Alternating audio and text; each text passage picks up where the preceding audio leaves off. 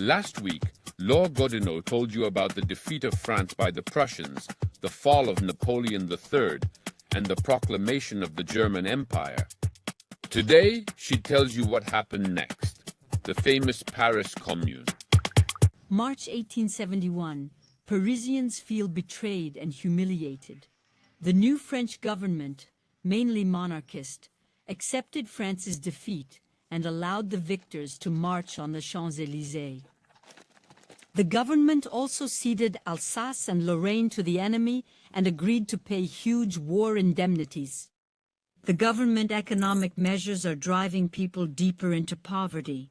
To sum it up, the Prussians occupy the country, the French government strangles the people, and the Parisians who have forged a revolutionary mentality against the Prussians during the siege of Paris are angry.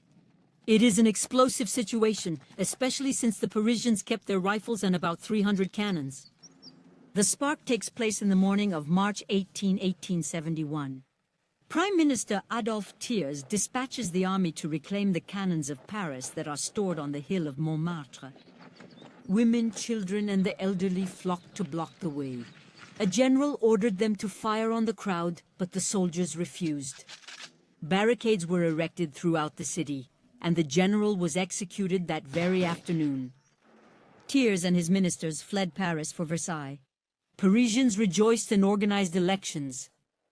On March 26th, the extreme left won the majority. Since the city government of Paris was called the Commune during the French Revolution, the name is adopted again. The Paris Commune is proclaimed before an enthusiastic crowd.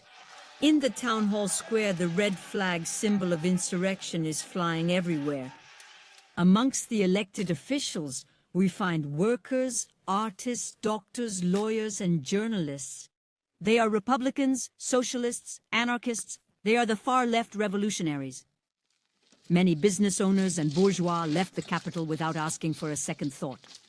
Supporters of the Commune, federates or communards, seized the production workshops. It was up to the workers to manage themselves. Free rent was introduced for a few months. Free justice is on the agenda. Teachers' salaries are doubled. Schools are now free, secular, and mandatory.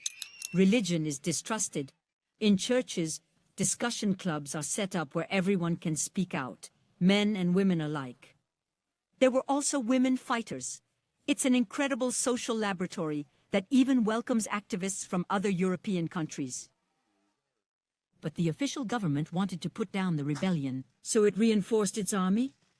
And by April 2nd, fighting was raging at the gates of the capital. The communards went from defeat to defeat. In the wealthy districts of Paris, people were hoping for a government victory. On May 21st, taking advantage of a concert at the Tuileries Palace, the Versaillais, as they are called since the government is in Versailles, enter Paris. It was the start of the bloody week.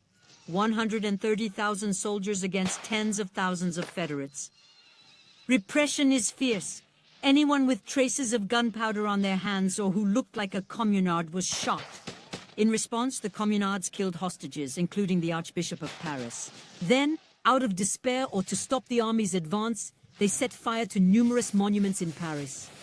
The Tuileries Palace, the courthouse, City Hall. All in vain. The final battle at Père Lachaise Cemetery, where the last federates took refuge, ended in bayonet strikes. 147 communards were shot in front of a now infamous cemetery wall. This is the wall of the federates. On May 28, 1871, the last barricade fell. The Commune was over. Between 10 and 20,000 Parisians had died in the fighting. 43,000 men, women, and children now suffer reprisals. They are held captive or sent away to the farthest French colony to New Caledonia.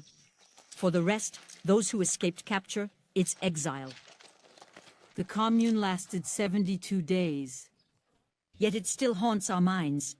For the left, it is a founding myth. Marx and Engels see it as the first dictatorship of the proletariat. The Commune story has been passed down through thousands of writings and also through many songs. The Internationale, the workers' anthem, was written by a communard, like the famous song, The Time of Cherries.